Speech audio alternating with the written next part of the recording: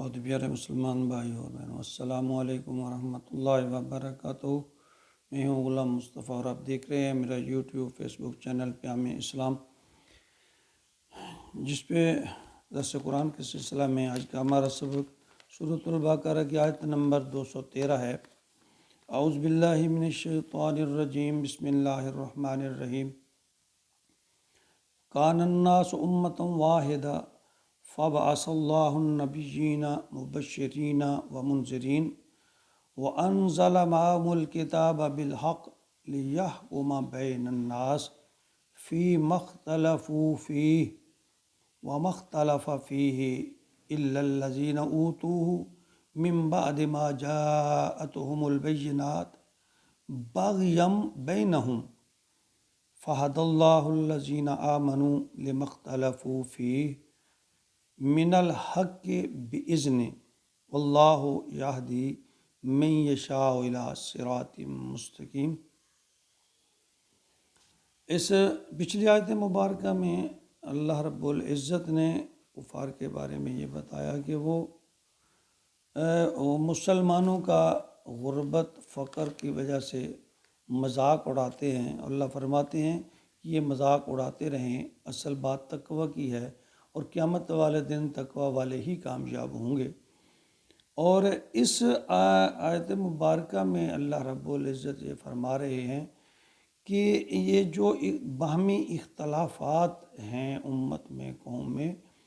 اس کا سب سے بڑا سبب آپس کی عناد، بغض ہے، ضد ہے۔ فرمایا کان الناس امۃ واحدہ، کہ تم انسان جو ہے وہ ایک ہی امت سے تھے، ایک ہی باپ کی اولاد ہو، آدم سے پیدا ہوئے ہو۔ سب انسان جو ہیں وہ شروع میں توحید والے تھے، اللہ کو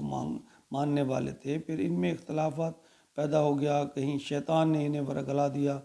کہیں انا ان کے آڑے آ گئی، تو پھر ان میں ثم اختلفوا، پھر ان آپس میں جو اختلافات پیدا ہونے شروع ہو گئے، تو اللہ فرماتے ہیں پھر فَبَعَثَ اللَّهُ النَّبِيِّينَ مُبَشِّرِينَ وَمُنذِرِينَ، تو اللہ نے ان پہ نبی بھیجے جو ان کو خوشخبری دینے والے اور ڈرانے والے دونوں، یعنی اچھے کام پر خوشخبری اور برے کام پر ڈرانے کے لیے اللہ تعالیٰ فرماتے ہیں میں نے اپنے رسول اور انبیاء کو بھیجا۔ اور یہ سلسلہ چلتا رہا۔ حضرت آدم کے بعد تقریباً کہا جاتا ہے کہ 1000 سال کے بعد جو ہے پھر دوبارہ جو حضرت نوح علیہ السلام کا جو سلسلہ شروع ہوا، وہ 1000 سال کا وقفہ ہے اس کے درمیان میں۔ وَأَنزَلَ مَعَهُمُ الْكِتَابَ، اور ان کے ساتھ کتابیں نازل فرمائیں، بالحق کے سچ کے ساتھ، حق کے ساتھ، لِيَحْكُمَ، کہ ان کے درمیان فیصلہ ہو جائے، بین الناس، ان کے درمیان، لوگوں کے درمیان حق اور سچ کا فیصلہ کرنے کے لیے اللہ تعالیٰ فرماتے ہیں میں نے اپنے احکامات نازل کیے اور اپنے انبیاء اور رسل کے ذریعے۔ فیما اختلفوا فیہ، پھر انہوں نے ان میں اختلاف کرنا شروع کر دیا۔ وما اختلف فیہ، وہ نہیں اختلاف کرتے تھے اس میں، الا الذین اوتوا، مگر انہی لوگوں نے، من بعد ما جاءتهم البینات، ان کے پاس کھلی نشانیاں، کھلی بات، ہدایت آ چکی تھی۔ بغیم بینہم، اللہ فرماتے ہیں صرف بغض کی وجہ سے، یہ جو بغض لفظ ہے نا، یعنی باہم زدہ زدی، باہم بغض کی وجہ سے، ایک دوسرے سے برتری، انا کی وجہ سے ایک دوسرے کی بات جو ہے وہ قبول نہیں کرتے، اور تو اس طرح ان میں اختلافات پیدا ہوئے۔ اور جانتے بوجھ کے، اللہ کے حکام کو جانتے بوجھتے، صرف چونکہ وہ یہ کام کر رہے ہیں ہم نہیں کریں گے، یا وہ کیوں کرتے ہیں ہم کیوں کریں یہ، تو اس طرح یہ قومیں جو ہیں، اس طرح جس طرح آج ہے، نہ تو پہلے سنی تھے، نہ بریلوی تھے، نہ اہل تشیع اور اہل حدیث تھے، یہ سب تفرقے بعد میں پیدا ہوئے ہیں۔ صحابہ کے دور میں یہ تفرقہ بازی نہیں تھی، سب مسلمان تھے۔ اب ہم سنی، دیوبندی، بریلوی، وہابی تو ہیں، لیکن شاید اچھے مسلمان نہیں ہیں، اور ہم دیکھتے ہیں ہمارے اندر یہ چیز عام پیدا ہو چکی ہے یہ ہمارے مسلک کا مسئلہ ہے، یہ فلاں کے مسلک کا مسئلہ ہے، یہ فلاں فرقے کا یہ طریقہ ہے، ان کے مطابق یہ صحیح ہے، ان کے مطابق یہ صحیح ہے۔ آپ کسی عالم کے پاس بھی چلے جائیں، بڑی معذرت کے ساتھ، تو میں وہ پہلے یہ پوچھتے ہیں آپ کس مسلک کے ہو، کس مسلک کا مسئلہ آپ کو چاہیے، یعنی گویا اسلام کا مسئلہ نہ رہا، مسلک کا مسئلہ بن گیا۔ اب ہم مسلک کی بنیاد پر فیصلے کرتے ہیں، اسلام کی بنیاد پر فیصلے نہیں کرتے۔ اور میں تو یہ کہا کرتا ہوں کہ اس تفرقہ بازی نے جتنا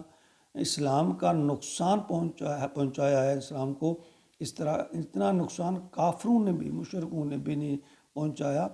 کہ ہر انسان اپنے فرقے پر اس طرح اڑا ہوا ہے کہ اگر اس کے پاس کسی سچی حدیث کا بھی آ جائے تو وہ اس کو یہ دیکھتا ہے چونکہ ہمارا مسلک، ہمارا امام، ہمارا پیشوا یہ کہتا ہے تو اس لیے ہم اس کو فالو کریں گے۔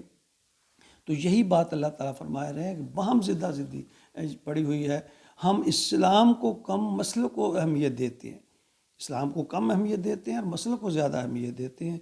تو اللہ نے فرمایا فہد اللہ الذین آمنوا، پس اللہ نے ہدایت بخشیا ان لوگوں کو، لما اختلفوا فیہ من الحق بإذنہ، جو اس حق کے معاملہ میں ایمان لائے جس پہ لوگوں نے اختلاف کیا، یعنی میرے حکم سے۔ یہ اللہ فرماتے ہیں جو اچھی اور سچی بات پر جو لوگ ایمان لے آتے ہیں، ان اختلافات کو ختم کر دیتے ہیں، اپنی رائے کو ایک طرف ڈال دیتے ہیں، مسل کی باتوں کو پس پش ڈال دیتے ہیں کہ ہمیں نبی کریم صلی اللہ علیہ وسلم کا فرمان کیا کہتا ہے، اللہ کا حکم اس میں کیا ہے، اس کو ہم دیکھتے ہیں۔ اللہ فرماتے ہیں جو لوگ اللہ اور اللہ کے رسول کی بات کی پیروی کرتے ہیں، وہی لوگ حق پر ہیں، وہی لوگ جو ہیں اللہ کے حکم کو ماننے والے ہیں۔ واللہ یہدی من یشاء، اللہ ہدایت دیتا ہے جس کو چاہتا ہے، الی صراط مستقیم، صراط مستقیم کی طرف۔ اگر ہم اس زدہ زدی سے باہر نکل آئیں، صرف یہ سوچیں کہ ہم نے اللہ کا حکم ماننا ہے، اللہ کے رسول کا حکم ماننا ہے، اللہ کی اطاعت کرنی ہے اور اللہ کے رسول کی اطاعت کرنی ہے، نہ کہ ہم نے کسی اور، یہ بات صحیح ہے کہ بزرگ اولیاء جو بھی ہیں ان کا علم اللہ تعالیٰ اس میں برکت دے، اللہ ان پہ رحمت نازل فرمائے کہ انہوں نے اسلام ہمارے تک پہنچایا، لیکن انسان تھے، وہ بھی انسان تھے۔ غلطی کا شیبہ ہر وقت، ہر جگہ، ہر انسان میں ہے سوائے انبیاء کے۔ انبیاء کرام معصوم ہیں، غلطیوں سے پاک ہیں۔ اصل دین نبیوں کا ہے، نہ کہ اولیاء کا ہے، دین